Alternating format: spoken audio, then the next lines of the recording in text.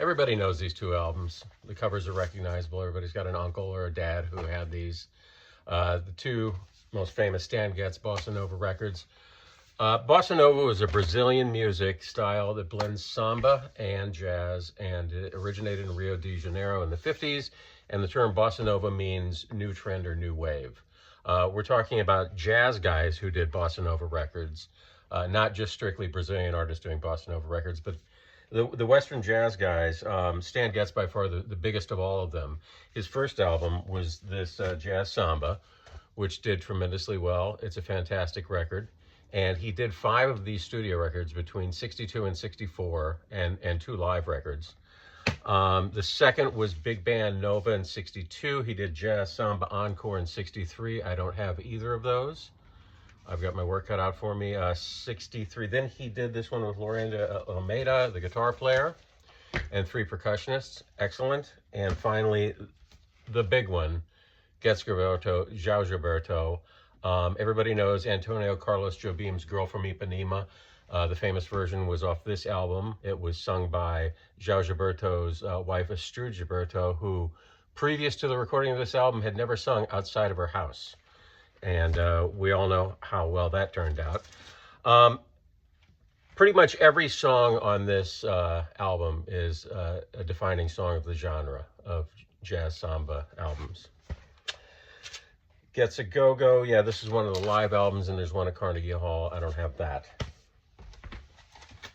Now, other jazz artists doing samba, bossa nova records. Gene Ammons, this is one of my favorites. It's got Bucky Pizzarella, Kenny Burrell on guitar, Hank Jones on piano, and it's a party bossa record. I've played this for backyard barbecues before, and it's a lot of fun. It's like pizza. Everybody loves it. Paul Desmond, everybody knows from the Dave Brubeck band. This is with Jim Hall.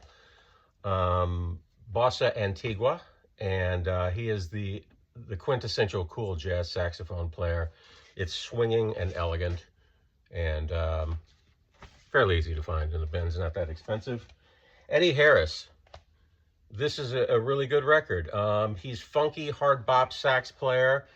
Lalo Schifrin on piano, wrote half the songs. And he's a more hard-edged player, and sometimes he screws around with putting his saxophone through special effects, which I like, but no sense of humor on this as far as the special effects and the goofy covers some of his albums had. This, his swinging light tone rivals Getz. This is a good one and harder to find. Coleman Hawkins, another one of my favorites. Jazz legend who, he's a heavyweight, and this is a laid-back swinging gem. Everybody should have this record in their collection. Quincy Jones, Bossa Nova. This is a big band.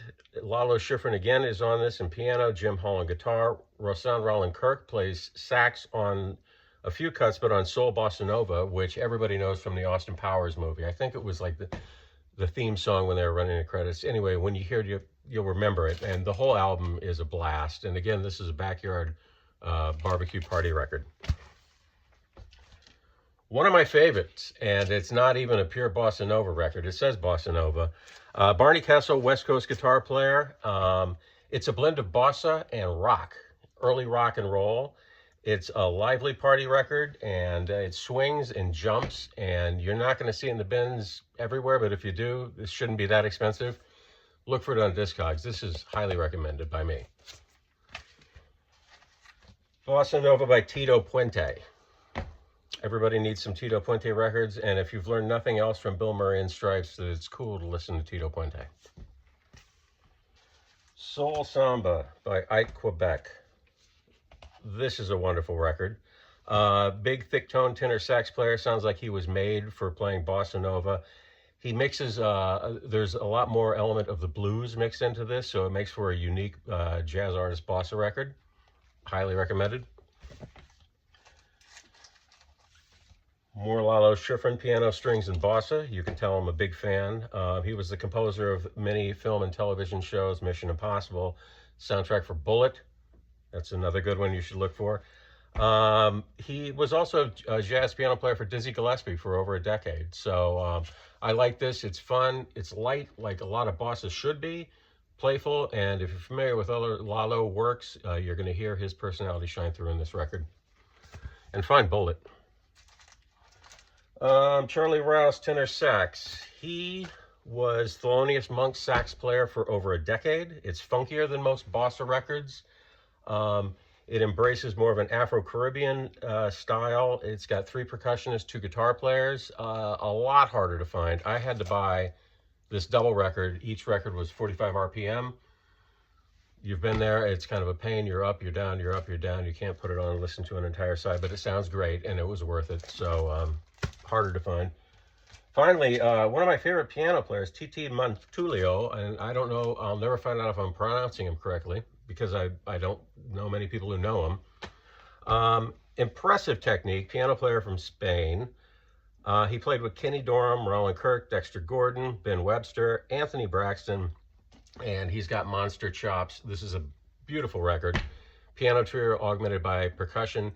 And if you want to dive into TT's work, he's got a lot of records on steeplechase that I personally highly recommend. That's it. Thanks.